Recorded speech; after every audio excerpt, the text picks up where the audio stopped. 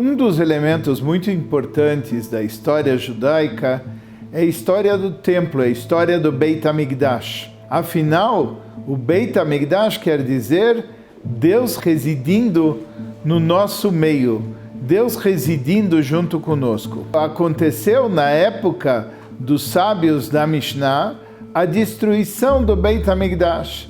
E apesar que nós vamos agora contar algumas histórias muito tristes, mas elas são muito importantes e são muito relevantes para entendermos o conceito como um todo. Recentemente, não faz tanto tempo assim, Israel recebeu a imigração de judeus que vieram da África e da Etiópia.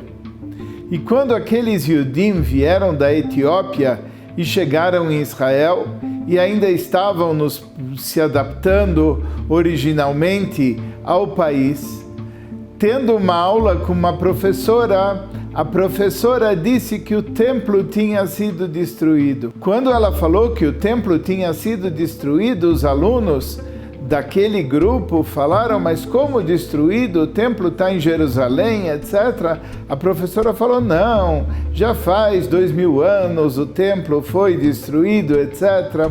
Muito bem, no dia seguinte, quando a professora chegou na escola, estavam todos os pais lá daqueles Yudim da Etiópia reunidos na porta da escola. E uma mãe pergunta, como que a senhora teve coragem de dizer que o templo está destruído, etc. Mas ela falou, não, mas o templo sim está destruído, já fazem séculos e séculos que o templo está destruído. E quando a professora começou a explicar isso para os pais, uma mãe caiu em lágrimas, um outro se jogou no chão, pessoas boas e simples choram como criança. Era para eles a novidade que o templo tinha sido destruído. Eles só escutaram essa notícia exatamente naquele momento. E assim, na nossa série, chegou o momento de contar como na época dos sábios da Mishnah, o Beit HaMikdash foi destruído. Para começar, nós temos que falar de um dia muito importante. É o dia 9 de Av. O dia 9 de Av, no plano divino, era quando os judeus deveriam entrar na terra de Israel. Estava tudo planejado para nós entrarmos na terra de Israel. Mas a Torá conta, mandaram espiões para ver como estava a terra de Israel, e quando eles voltaram, disseram que ia ser muito difícil conquistar, mas o povo chorou. E Deus disse que dessa vez eles estão chorando sem motivo, mas em outras épocas haverá motivos para chorar no dia 9 de Av.